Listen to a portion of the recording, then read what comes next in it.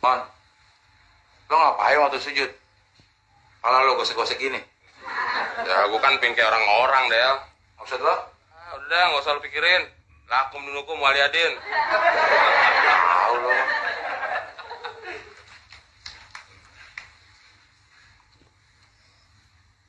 Kok belum hitam juga ya?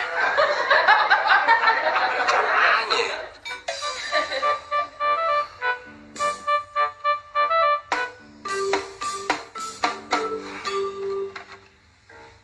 Ini solusinya.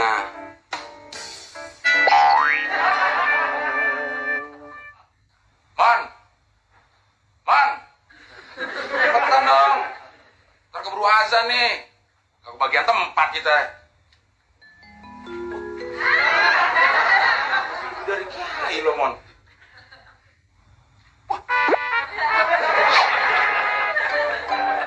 Kenapa jidat lo? Kepentok. Lu gak ngerti sih Del. Gue kan kepingin kayak orang-orang. Maksud lo? Ya kalau jidat hitam ini kan berarti rajin sholat. Oh, jadi waktu lo sholat gesek-gesekin pala supaya jidat lo hitam. Iya. Ketika melihat seseorang dengan tanda hitam di jidat, hal pertama yang mungkin terlintas adalah anggapan bahwa orang tersebut sangat rajin dalam menjalankan ibadah sholat. Bahkan selama ini, adanya tanda hitam di jidat seorang muslim sering dimaknai sebagai tanda kesalehan dan dalamnya tingkat ketakwaan. Namun, benarkah demikian? Sebetulnya, munculnya tanda hitam pada jidat bisa disebabkan oleh gesekan yang dihasilkan oleh kontak berulang dari dahi dengan sejadah di saat sholat. Namun tentu saja, itu tidak menjadi tanda akan kesalehan dan dalamnya tingkat ketakwaan. Sebab, ketakwaan dan kesalehan yang sesungguhnya selalu diukur dengan baiknya akhlak, moralitas, dan tingkah laku. Malahan, adanya tanda hitam di jidat sangat tidak disukai oleh baginda Nabi. Dalam sebuah hadis yang diriwayatkan oleh Anas bin Malik dijelaskan bahwa Rasulullah Shallallahu Alaihi Wasallam bersabda yang artinya, "Sungguh, aku marah dan tidak menyukai seorang laki-laki yang ketika aku melihatnya terdapat bekas sujud di antara kedua matanya." Dalam hadis lain yang diriwayatkan oleh Imam Al-Baihaqi dituturkan bahwa Abdullah bin Umar, salah seorang sahabat terkemuka, tidak menyukai adanya bekas hitam pada dahi seorang muslim.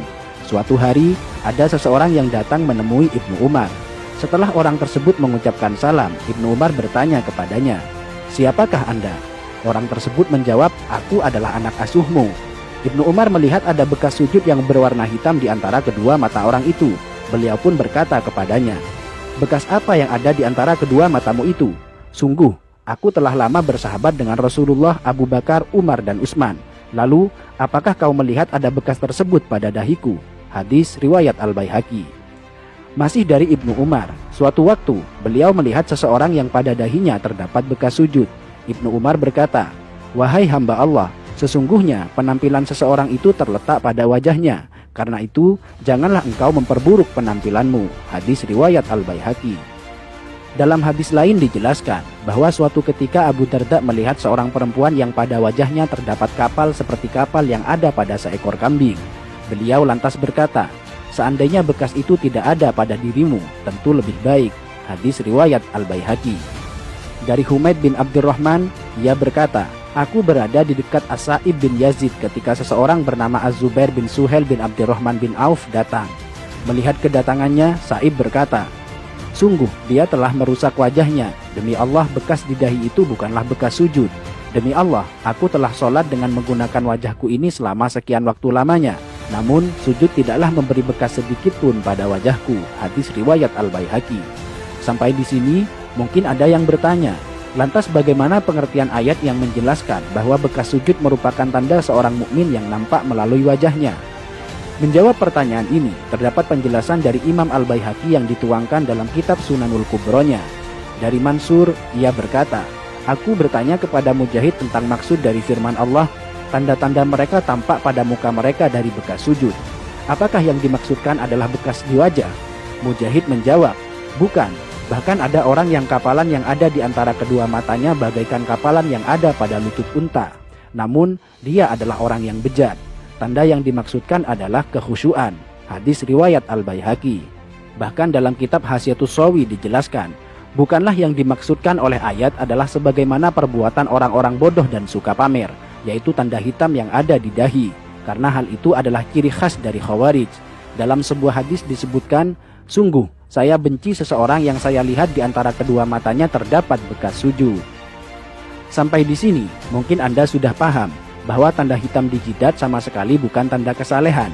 Alih-alih tanda kesalehan, justru tanda tersebut sangat dibenci oleh para sahabat dan tabi'in karena dikhawatirkan akan menimbulkan riya pada pemiliknya.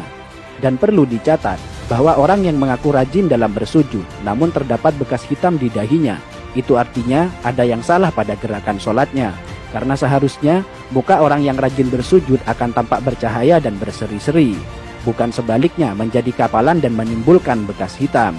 Biasanya dia menjadikan dahinya sebagai tumpuan, bukan tangan dan kedua lututnya. Padahal cara sujud yang benar adalah sebaliknya, yaitu menjadikan kedua tangan dan lutut sebagai tumpuan.